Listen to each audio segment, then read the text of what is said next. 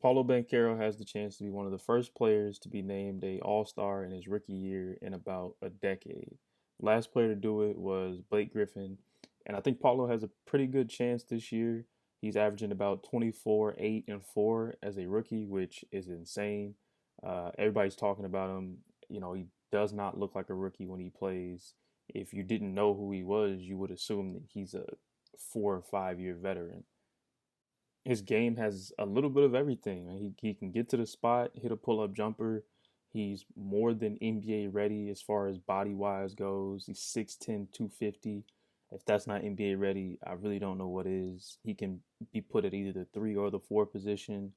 I think later on down the line of his career, he can possibly play some small ball 5, which would be insane. He has the total package, man. He has it all. I watching this game. I was a fan of him since his junior year in high school, and I was like, this is one of those guys that I think could have come straight out of high school. But even watching him at Duke, which I'm a Duke fan, he looked like he had it all, which he does. Now, if he were to pull this off and actually become an all-star this season, that would put him in some really rarefied air with players like I mentioned earlier, Blake Griffin, Yao Ming, Tim Duncan did it. Grant Hill did it. Shaq, of course. David Robinson. You know, Michael Jordan. Can't forget Michael Jordan.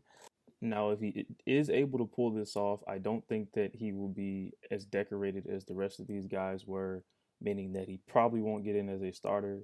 No, there's no problem. He definitely will not be getting in as a starter. I think those 3 spots are kind of locked up for the forward positions. But being a forward does help him because there are more spots on the team for forwards to get in, which I think bodes well for him.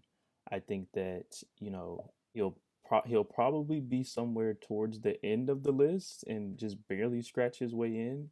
But I think if he can stay healthy, he's been out a few games, but I don't think it's going to be enough to have an effect on whether or not he makes the All Star game.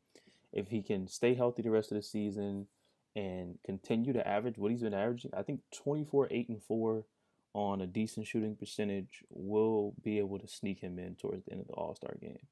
Now, I'll just go down the list, for the Eastern Conference teams and kind of map it out a little bit. I think the Celtics will get one. I'm not sure how they'll vote on Jaylen Brown. The Bucks will get one, and Giannis for sure. Chris Middleton hasn't played, so he won't be eligible. Atlanta doesn't get one. Cleveland doesn't get a All Star. I highly doubt that they'll vote Jared Allen or Evan Mobley in, although they're good players. The Raptors, I don't think they'll get one. Pascal has missed a lot of time so far this year. The Pacers don't get one. The Kristaps on the Wizards, possibly. But I don't think his numbers are any better than Paulo's. The Knicks, absolutely not. 76ers, Joel Embiid definitely will get one of those forward spots. The Heat, Jimmy's missed quite a bit of time, but I think he'll get in there. And then the Nets, obviously Kevin Durant will get into the mix.